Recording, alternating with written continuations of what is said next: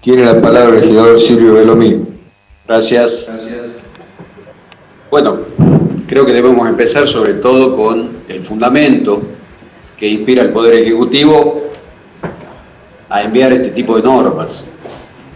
El fundamento no sale de la regla general de la mayoría de los proyectos, no tiene ningún fundamento, solo hace una mención de morigerar lo que serían los posibles futuros juicios en contra de la provincia que ya están dando un resultado en contra del erario público. Y la modificación que se realiza de esta actividad en función de la reforma del Código Civil y Comercial.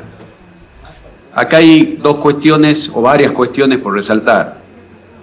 Primero, la verdad que es muy sano que la administración se adelante a los futuros juicios que pierden, pero me llama la atención que no toma una decisión sobre los fallos de Corte Suprema de Justicia de la provincia en contra de algunas medidas de la administración, como citar, por ejemplo, la derogación de la alícuota cero para la producción primaria, oportunamente por decreto y luego modificada por ley. Sería sano que tomen estos tipos de ejemplos y estos fallos para modificar normas de fondo. También con respecto a distintos fallos vinculados, por ejemplo, con el exceso en la aplicación de percepciones por parte de la jurisdicción provincial en lo que hace a ingresos brutos. Eso solo a modo de ejemplo de otros distintos fallos en contra de la administración. No veo ningún proyecto vinculado a reforma del código relacionado con estos temas. Sí, proyecto que yo elaboré, por supuesto, de mi bancada y que seguramente en 2019, cuando termine mi función acá, no serán ni siquiera tratados en la comisión, por razones que aparentemente son obvias para el cuerpo. Recién el colega Raúl Albarracín hablaba de soberbia. Bueno, eso es lo que yo noto en el cuerpo, porque la mayoría muchas veces nos lleva a la soberbia y al hecho de no escuchar a las minorías.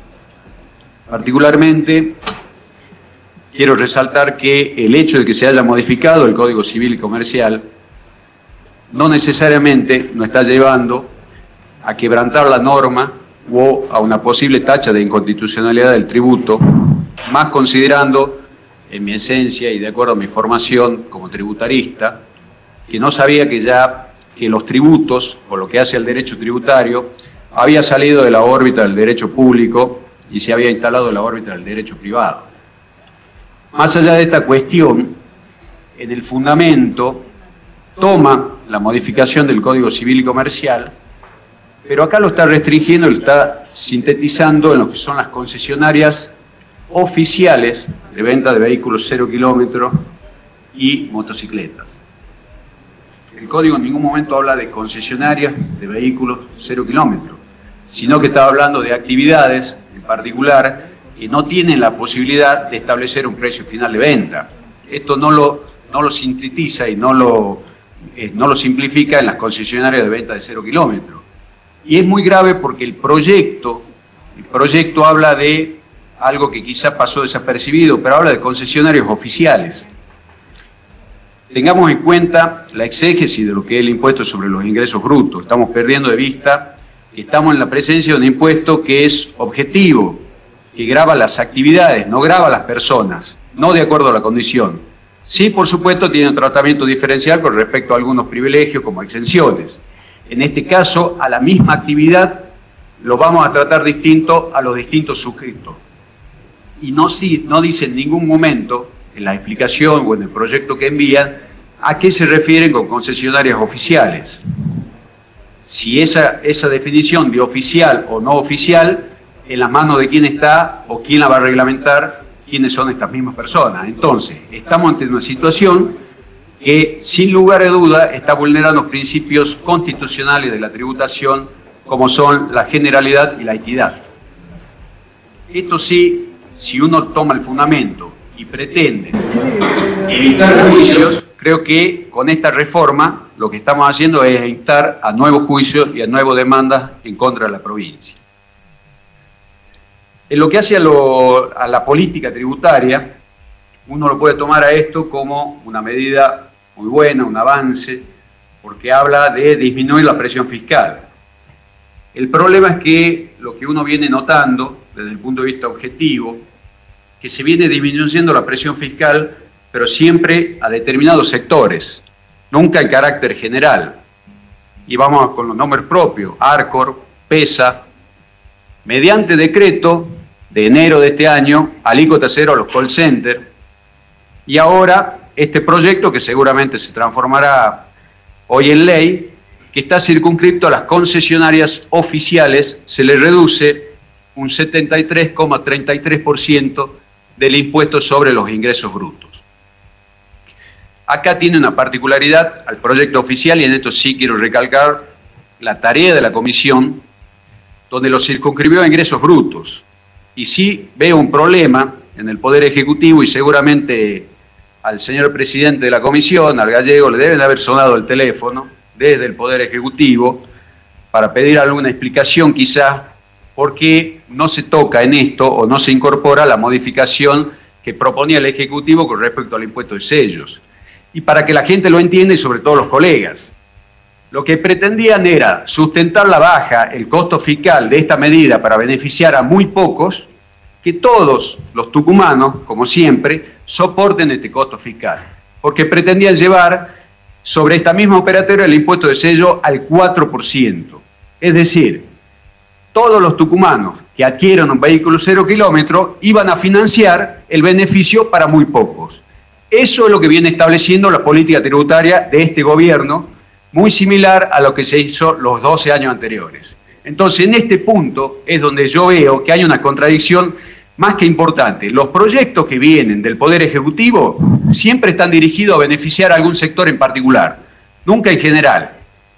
Y de esto hay un ejemplo concreto. Hay un solo proyecto en esta gestión que nació del Poder Legislativo, se aprobó, no por mayoría, por unanimidad, que fue el proyecto de adherirse a una ley nacional como la ley Pymes. Ahí sí el Poder Ejecutivo se apuró a vetarla, y de hecho la vetó en límine, sin ninguna otra posibilidad, y por supuesto sin fundamentos. Es decir, más allá de que considero que en esta gestión la legislatura viene trabajando distinto, hay algunos que no piensan igual con respecto a este poder y siguen subestimando la tarea y la esencia de este poder legislativo.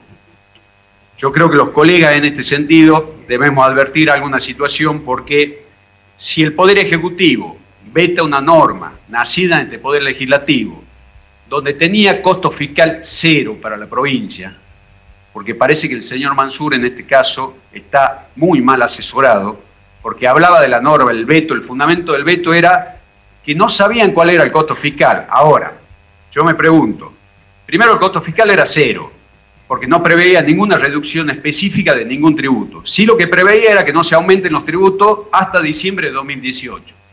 Al contrario censo, debo presumir que la provincia o el Poder Ejecutivo va a incrementar los impuestos en lo que resta de este año o quizá en el año 2018. Eso es lo que uno puede deducir del veto del Poder Ejecutivo. Y tiene una relación directa con esto, porque vuelvo a insistir, esto es una cuestión de política fiscal. Seguimos beneficiando a muy pocos y presionando a la mayoría. La ley de pymes tenía un alcance general, no tenía nombre propio, quizá ese fue el error de esta legislatura. No establecía un beneficio puntual para alguien, en este caso, y las distintas leyes del Poder Ejecutivo, los proyectos de ley que se transformaron en ley en este recinto, sí tienen un beneficiario directo.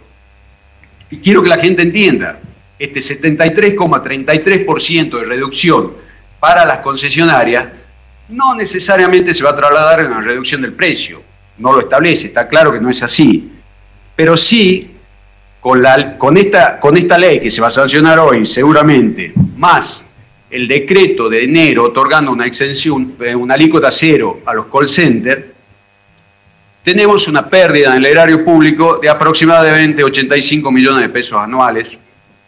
No son cálculos propios, son cálculos de la propia Dirección General de Rentas en este sentido, y yo quiero saber con qué van a reemplazar estos montos y en el presupuesto, con qué lo piensan incorporar. Vuelvo a insistir con algo, se le cae una pata muy importante a este proyecto, era beneficiar a muy pocos en detrimento de la mayoría de los tucumanos a través de disminuyo a las concesionarias oficiales, por supuesto, que no sé quién define quién es oficial y quién no, en detrimento de incrementar ingresos, el impuesto de sellos en la misma operatoria para que lo paguemos todos los tucumanos. Esta es la política que lleva adelante la provincia en materia tributaria. Y sí, hay muchos colegas acá que en las distintas manifestaciones generales, por supuesto, reclaman que el gobierno nacional por ahí gobierna para muy pocos y se olvida de la mayoría. Yo le quiero decir que esto no es una visión subjetiva de mi parte, sino le estoy dando algunos hechos objetivos que está diciendo que en esta materia particularmente el gobierno provincial sí sigue beneficiando a muy pocos en detrimento del resto. Y esto es lo que está ocurriendo. Y estos son elementos objetivos, no es ni siquiera una percepción. Celebro, vuelvo a insistir, no soy pacho negativo, si por lo menos que en este caso en la comisión podamos debatir los temas, discutirlos, y el hecho de que no se haya incorporado el abuso de llevar el impuesto de sello a un 4% por este tipo de operaciones, cuando ya tiene incluido el 3% para la adquisición de vehículos de extraña jurisdicción. Pero ojo, en esto tengan mucho cuidado. Vuelvo a insistir, están haciendo una diferenciación entre lo que serían concesionarios oficiales de los no oficiales, cuando el Código Civil y Comercial obviamente no hace ningún distingo en este sentido. Así que no solamente incorporemos esta actividad si queremos apoyarnos en lo que establece esta reforma del Código Civil y Comercial, sino modifiquemos la base imponible para todas aquellas actividades que están encuadradas dentro de este mismo sistema, donde no pueden establecer por sí mismo un precio de venta, sino que ese precio de venta ya viene preestablecido. Bueno, muy bien, lo hagamos pero con carácter general.